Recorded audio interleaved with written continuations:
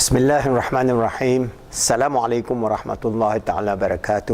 Alhamdulillahi Rabbil Alamin. Wassalatu wassalamu ala asyrafil anbiya wal mursalin wa ala alihi wa sahbihi ajma'in. Alhamdulillah, we are moving to the 6P of being achievers, that we are trying to groom our transforming generation among the ummah to become achievers in this world, and it will be, inshallah, be part of the book in which we're going to publish after completion of this framework. So we have talked about this framework of being persuasive, but I have actually upgraded it to positive personal, social, societal and civilizational development, and how we can actually understand this, because there's a lot of work in which the ummah will have to work in this area of development. And inshallah, if there are some our brothers and sisters who are willing to do their masters and PhD program, they can take this one small aspect alone out of this whole framework of being achievers in life. That one area has so many tremendous benefit for the ummah, and there's so many research material left over by our great scholars, Al-Imam Ghazali, Ibn al-Qayyim, Ibn al-Miskiyah, At-Tabrani, and so many, Ibn Khaldun, so many materials that if we are going to start exploring and start doing research, we can find that a lot of these issues has been discussed, debated, and elucidated to the highest level of intellectual achievement, and has been implemented within the framework of the Muslim civilization in the past.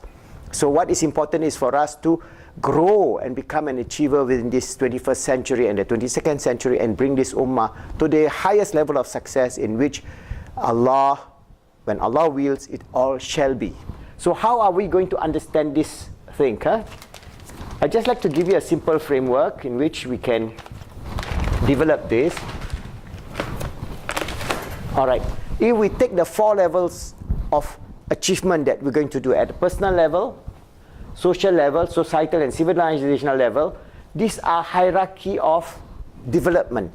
Even though it is put in a way in hierarchy, it is almost simultaneous. That means we have to have a personal development first, our personality in terms of our intra and interpersonal capabilities. What are they? Inshallah, I'll elucidate those as we come along, when we have understood this hierarchy of development.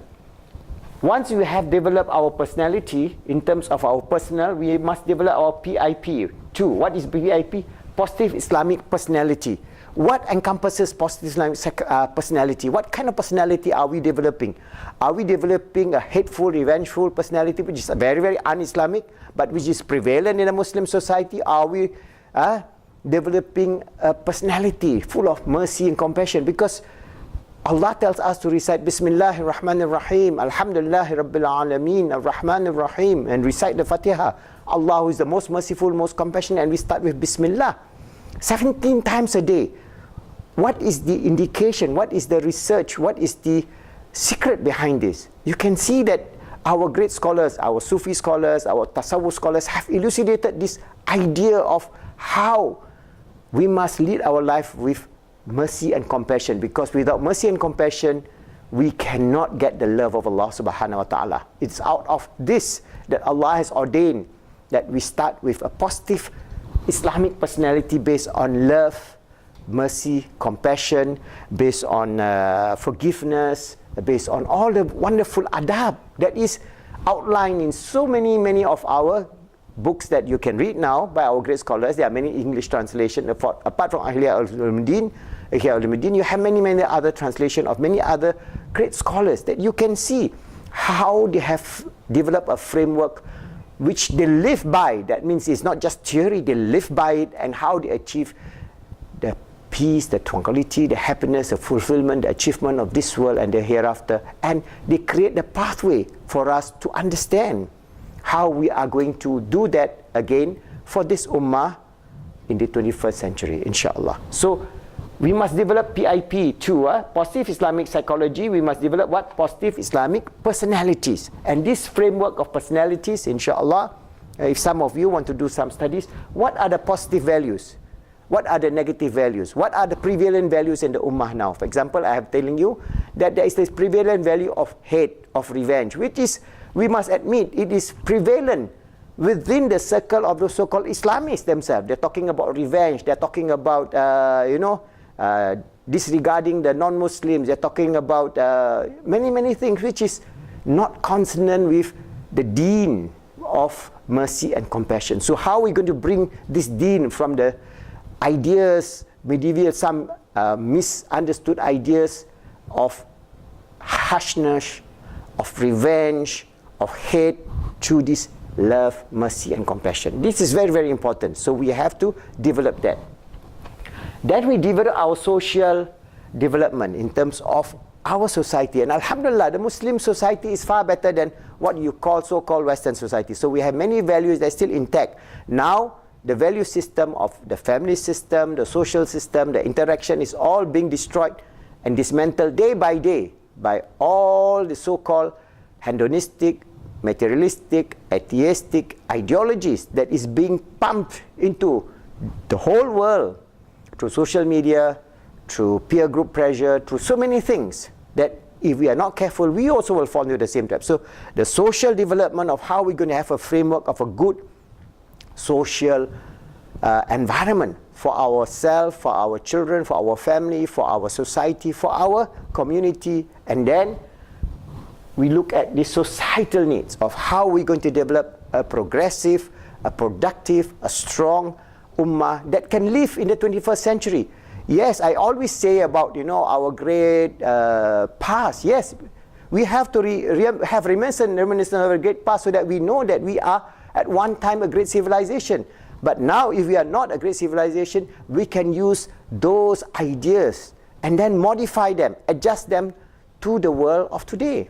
So Muslims must be able to have, one, a very good understanding of how to live in peace with all communities in the world, how to actually adapt to this new environment so that we enhance our deen. It's not that we compromise our deen, because our deen is based on love, mercy and compassion, not hate, revenge and suicide bombing. So those are the aberrations which we must remove. Those are the cancer of so-called in Islam, which is not Islam anyway, but those cancer cells we must remove. And we bring in this idea of love, mercy and compassion at the societal level. And then we bring up to the civilizational level, because this civilization is going to go on, with or without the Muslim. And we must frame a framework to bring this direction of this civilization that is holistic, just, peaceful and happy world for all. That means we are not talking about we Muslims must control the world. No, there's no need for us to control the world. By our deeds, you shall see the fruits. That means if our deeds are of mercy, of love, of compassion, of sharing, of caring, of willingness to bring this world to a better world, a holistic approach to everything, a balance in terms of spiritual, emotional, mental and physical existence, and how we are going to develop this 21st century framework that will be accepted by all humanity. They may not become Muslims, but if we can create an Islamic format of being an achiever that is holistic, just, peaceful and happy, then we have succeeded in our mission to help this world to make it a better world in the 21st and 22nd century. So how are we going to go about with it? Remember, I have given you this idea of FET, feeling, emotion and thoughts, coherence.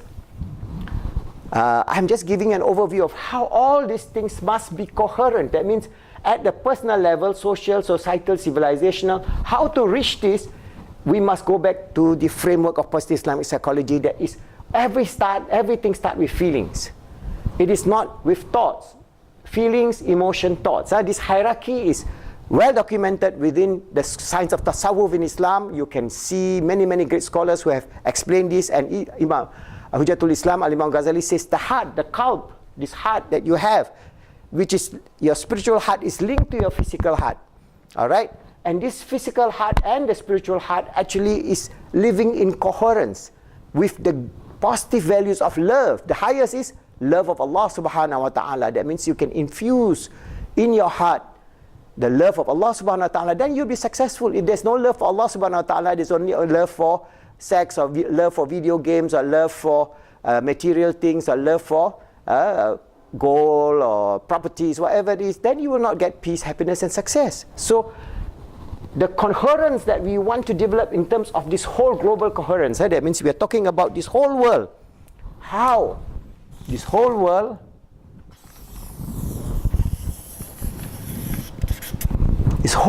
is developed into a feeling, emotion, and thought coherence at the macro and at the micro level, civilizational level. How are we going to change? Because when Allah gives us the heart, this heart is a phenomena. It is in the driver's seat to drive us either towards the path of love of Allah subhanahu wa ta'ala and salvation, or the path of Iblis or Shaitan and bring us to total destruction.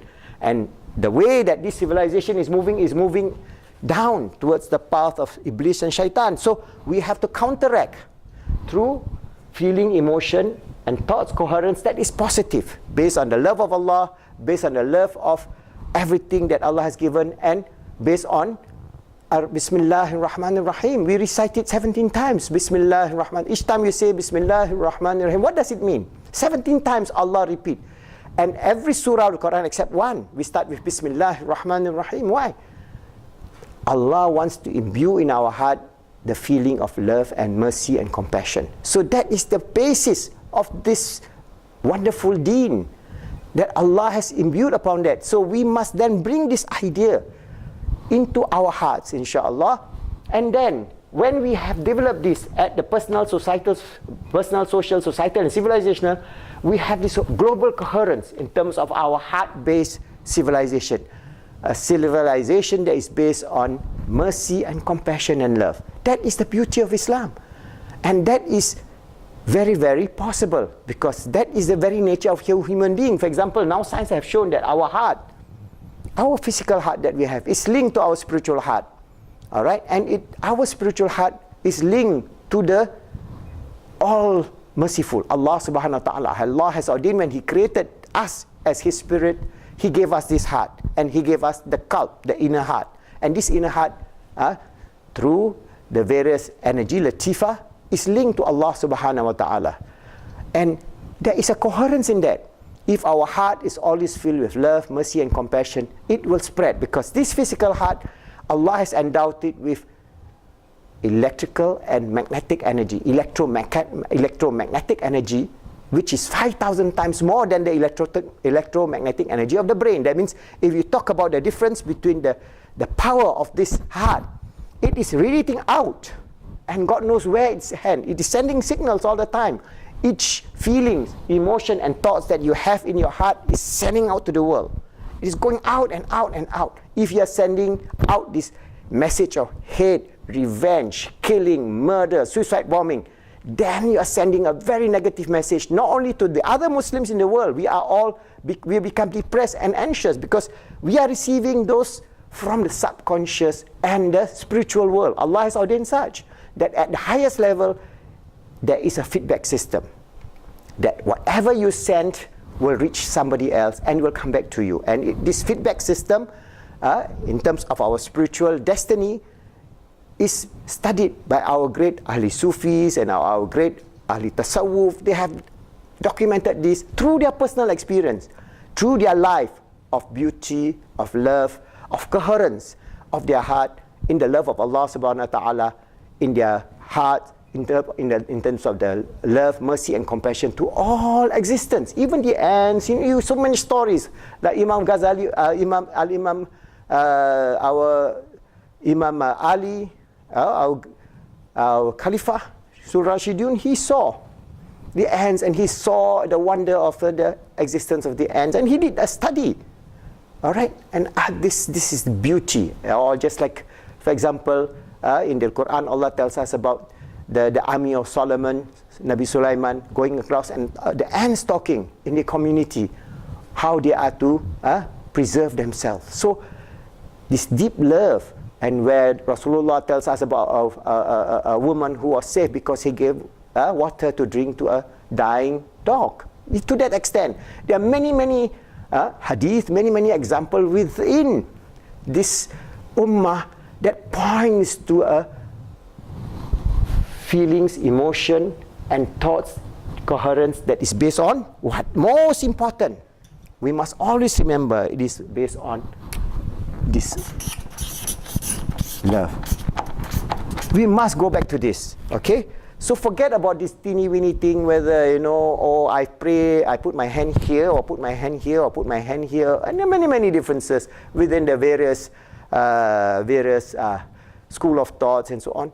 We don't have to worry about that. We just do our prayer according to whatever school that you follow. We follow the Shahada. And we try to bring these feelings of love to every single brother within our community first.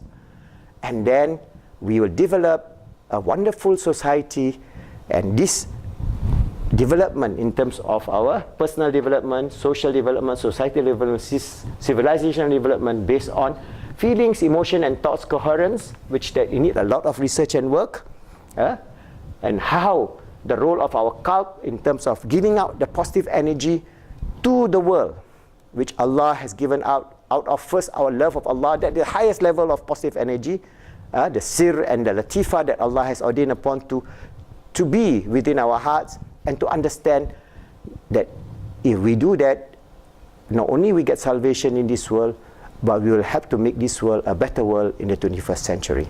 So this is my muqaddimah to this very important topic of the framework that we have discussed, all right, of personal development, positive personal development, all right, in terms of positive personal, social, societal, and civilizational development. The 6P, the last P of the P1, P2, P3, P4, P5, this is P6. Purpose in life, presence in life, positive psychology, physical energy, productivity, and positive personal, social, and societal, and civilizational development. That, inshallah, will complete our last 6P, and then we will work on the giving and love, inshallah. And when we complete this whole series of videotapes that I'm doing, I hope, inshallah, some of you may be motivated enough to transcribe whatever ideas that we have propound in this little series of videotapes, inshallah, in positive Islamic psychology.